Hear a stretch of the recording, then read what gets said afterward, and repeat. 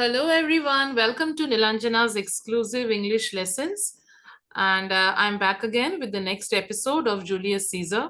I hope all of you are doing well. And by this time, I'm sure all of you must be knowing that I have created multiple videos on Julius Caesar. There is an entire playlist on Julius Caesar. So I hope that my videos are benefiting you because I'm providing line by line explanation. And many of you have also requested me that, ma'am, you should record more episodes. And that's the reason I'm here to help you. Because as I always say, that my only intention is to help all of you. But at the same time, somehow I feel that you all are not supporting me, because I feel that even today I'm still stuck somewhere at 5,000 subscribers. I think I wanted to reach 10,000 subscribers long back, but somehow I'm not able to reach it out. So yeah, I hope you understand what I want to say, that it motivates me a lot. It actually helps me if I see the subscriber count increasing. That's the only reward. I hope all of you know that that's the only reward that we get. And actually, till now, I'm a very small YouTuber. I have not reached to any height right now. I would say I'm a very, very small YouTuber. So my only request, yes, that if you really want me to, put these videos, because you know that there's a lot of effort that I'm putting here. Please do subscribe to the channel. You can share also this video with your friends, anybody who needs these explanations, because Julius Caesar explanations are not available that much, especially English explanations you will not get. Yes, some channels are giving these explanations, but most of the channels are giving it in Hindi. Now, Hindi explanation, I don't have any problem, but I just want you to tell that you have to write your answers in English. And if you really want to score well in ICSE, you need to have a strong hold on the language. So if you continue listening to the Hindi explanations, it would be difficult for you to frame the sentences. That's the reason I always use a lot of synonyms. I use a lot of words when I give these explanations. And I hope all of you are even writing it down. Yeah, so this is what I wanted to say before I started this video, that please do subscribe and share this video. You can talk about my channel also to your friends, those who are following this curriculum. All right, so let me begin with the next part of the drama. That this is Act 2, Scene 2. We are beginning today with Act 2, Scene 2, a room in Caesar's house. Thunder and lightning, Caesar enters in his nightgown.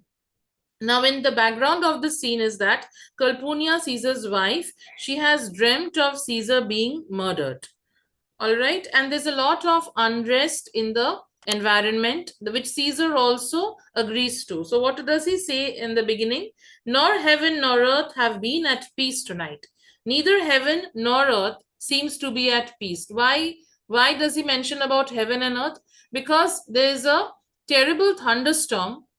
There is terrible thunder and lightning which can be seen in the sky, which tells that it's not at peace. The heaven, the sky is not at peace. And at the same time, even earth, there have been unusual happenings everywhere, even in earth. That's the reason he feels that neither heaven nor earth seems to be at peace. Everything seems to be in disharmony.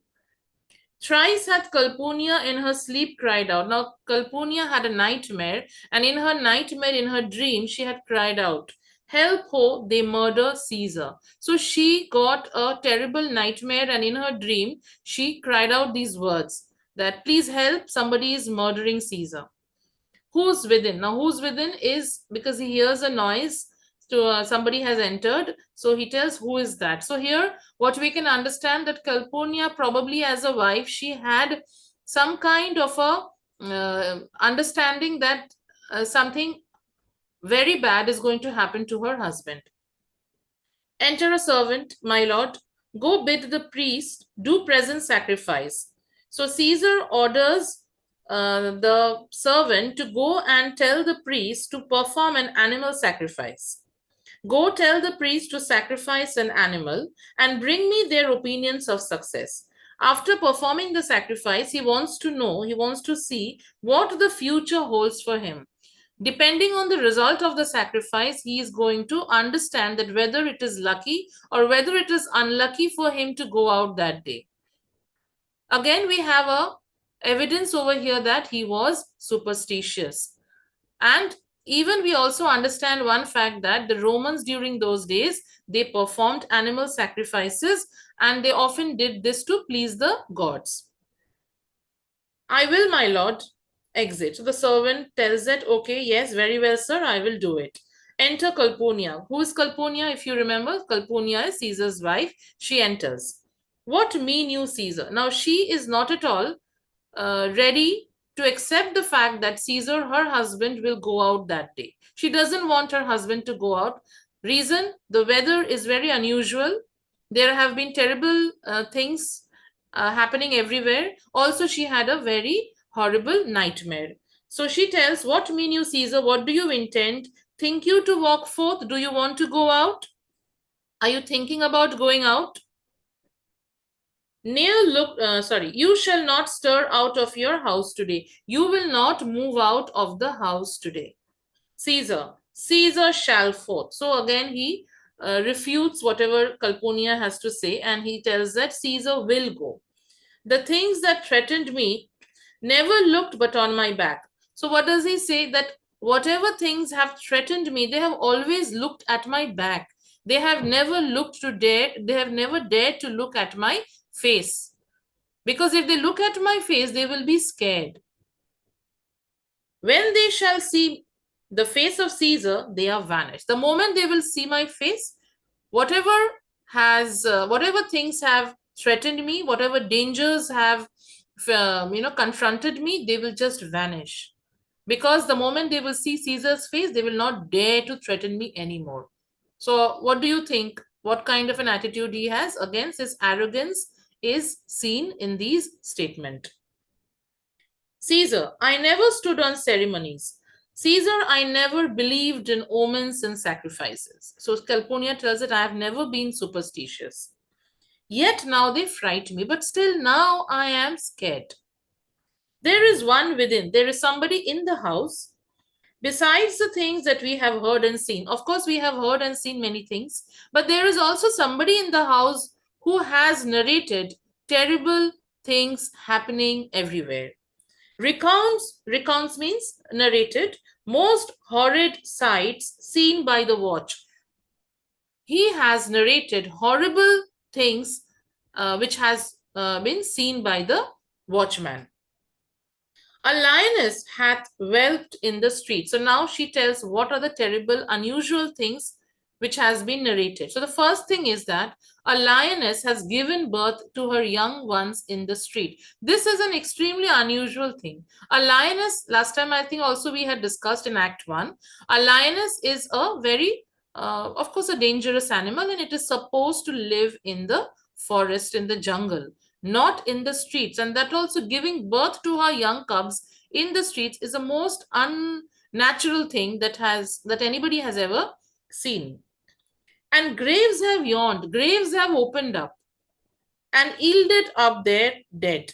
So graves have opened and the dead bodies have been let out, which is again very unusual and very scary. Fierce, fiery warriors fought upon the clouds. Again, armed men, fierce warriors have been seen fighting, but where? They have been fighting in the clouds. And that also in ranks and squadrons and right form of war. In ranks and squadrons means in their proper troops, proper formation, the way, a battle is fought. In proper lines, in proper troops, they have been seen fighting in the clouds, which drizzled blood upon the capital. And as a result of their fierce battle, blood has drizzled upon the capital. Means it has drizzled, it has showered blood in the capital. The noise of battle hurtled in the air. The noise of battle hurtled in the air means the noise of battle rushed in the air. You can hear the sound of the fierce battle being fought in the air. So the sound of the weapons, the sound of the screams. Horses did neigh and dying men did groan. The horses neighed. Neigh is the Sound of the horses, I hope all of you must be knowing. Dying men did groan. When men were dying because of the fierce battle, of course, many people died. Soldiers have died and they groaned when they were dying. Groan is an expression of pain. And ghosts did shriek and squeal about the streets. Not only this, ghost was seen shouting, shrieking, and making, the strange noises about the streets. And nobody till date has seen such horrible, unusual things in Rome. O Caesar, these things are beyond all use. These are most unusual things, and I do fear them. So, as a very concerned wife, she tells that I do fear these things. So, please do not go out of the house today. Caesar, what can be avoided, whose end is purposed by the mighty gods? Caesar, what does he say? That can we avoid anything when the end has already been decided by the mighty gods? Mighty gods means powerful gods. Gods are very powerful and they have already decided how each one of us will end our lives, right? So it's already predestined. Yet Caesar shall go forth, but still Caesar will go forth. Caesar will go today, go out today, because these predictions are to the world in general as to Caesar. These predictions that you're getting scared of, they apply to the general men also in the world. So if the general men can stay, if they decide to go out, then why these would only apply to me? So these predictions apply to the general men as well as to Caesar. So I am no special. Again, he tells that why should I be scared of these things when they can apply to everybody in the same way? When beggars die, there are no comets seen. The heavens themselves blaze forth the death of princes. Important lines, please mark these lines in your textbook. What does Calpurnia say? That when beggars die, beggar over here she refers to when ordinary men.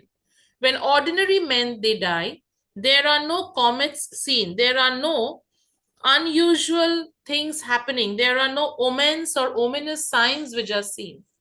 Ominous signs means unlucky signs.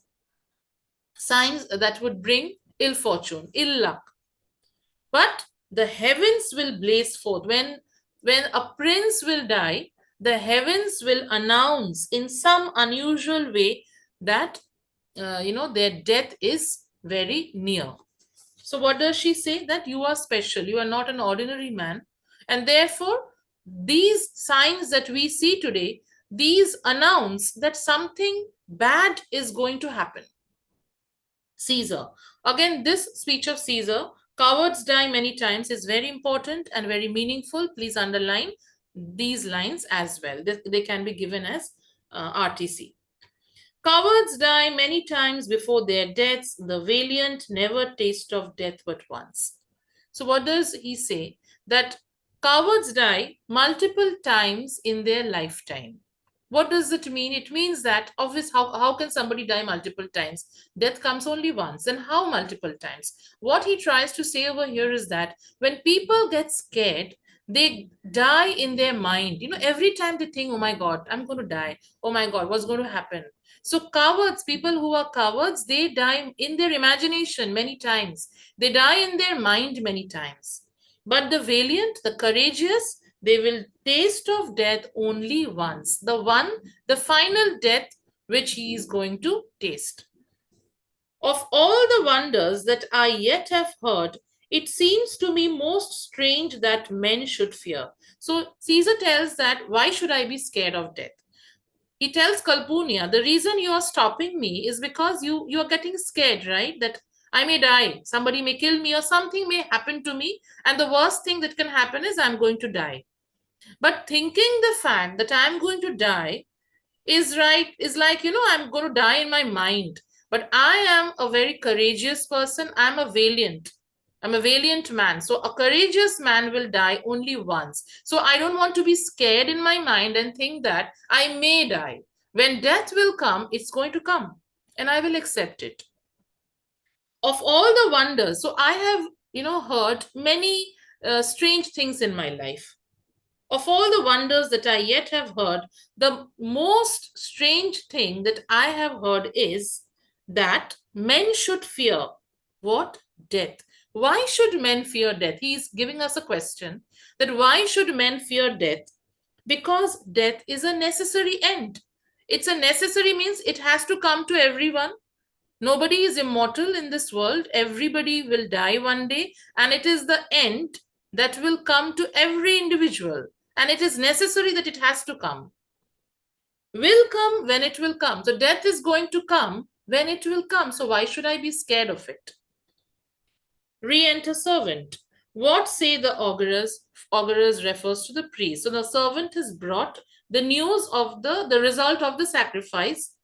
So he asks the servant, what did the priest tell you about the sacrifice? They would not have you to stir forth today. So the servant also tells that the priest have asked you not to go out today. Why? Plucking the entrails of an offering forth, when they had offered the animal as a sacrifice, and when they had plucked out the entrails, means the internal organs, they could not find a heart within the beast, which is very unnatural. When they were trying to find out and pluck out the internal organs of the animal, what they found at is that the animal does not have a heart, which is very, very unnatural. How can anybody exist without a heart? Caesar, the gods do this in shame of cowardice. So what does he say? The gods have done so to show that they look down upon cowardice. Caesar should be a beast without a heart. If he should stay at home today for fear. So if I stay at home today for fear, that means I am someone who doesn't have a heart. No, Caesar shall not. So Caesar is not going to stay back. Danger knows full well that Caesar is more dangerous than he. So here danger is personified. Danger knows full well. How can danger know? So danger is personified over here. So what does danger know? That Caesar is even more dangerous than danger. We are two lions littered in one day. So danger and Caesar, they are compared to two lions. So both are very ferocious. Both are very dangerous. And they have been born in the same day, on the same day. And I, the elder and more terrible, and Caesar shall go forth. And I am the elder one. See, elder one means, of course, I'm more powerful than my, my sibling. So I am more powerful and I am more terrible. Therefore, I will go forth. So again, he negates all kind of warnings. He pays no heed to Kalpunia's request initially. Later on, of course, he listens. But whatever things people have been telling him, he doesn't listen. Kalpunia, alas, my lord, your wisdom is consumed in confidence. So Kalpunia feels very bad. What does she say? That it's a matter of great sorrow, alas, that your wisdom, your intellect is consumed in your overconfidence. You are not using your mind, your intelligence, your wit to analyze what we are trying to tell, and you're overconfident. Do not go forth today. Again, she requests, she pleads, don't go out. Call it my fear that keeps you in the house. Okay, please call that it's my fear. You are not scared because you are Caesar. No, please consider that it's for my fear you are staying in the house and not your own. We will send Mark Antony to the Senate house. So we are going to send Mark Antony to the Senate house, and he shall say, you are not well today. And he will tell everyone that you are not well, and that's the reason you couldn't attend. Let me upon my knee prevail in this. She tells that, please, I'm pleading. Do not go out, and I'm falling on my knees to urge you to agree to whatever I am saying.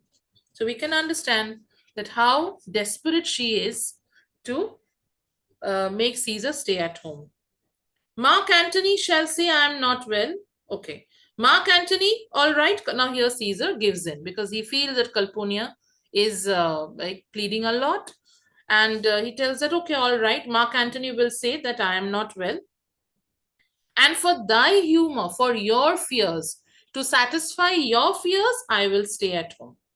And with this, he is ready to stay at home. And in the meantime, we have Decius Brutus who will enter. And if you remember in Act 2, Scene 1, Decius Brutus had convinced to bring Caesar to the Senate, and that's the reason he's here now. He has come to take Caesar to the Senate house where they can do the work according to their plan. So I'm stopping here today. All right, and we are going to finish Act 2 scene, this scene in the next video. Scene 2, Act 2, Scene 2 will be completed in the next video. So I hope you have understood. And yes, whatever I have said, that please do subscribe to the channel so that I keep on continuing these videos for your help, for your benefit. I think everybody wants to excel in their lives, right? Everybody wants to do better. I want all of you to score better. I want all of you to teach better, because I know many teachers are also listening to the videos. So I also want that all the teachers should also give their best to the students, because that is what a teacher's mission is, right? A teacher always wants to give his or her best to the students so that the students do well, and that brings a smile on the teacher's face. So just like we want everybody to excel, similarly, I would also request you to give it a thought that how I can also take my channel ahead. And I want to reach 10,000 subscribers.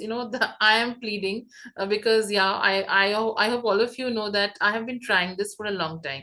So my mission is to reach 10,000 subscribers as soon as possible, not 1 year. By the next month, that's my target I have kept, and I want your support. I just want your support, nothing more. So please subscribe and share this video as much as possible with everyone. Okay, so yeah, thank you so much for listening to my video, and I hope to see you all soon in my next video. Goodbye.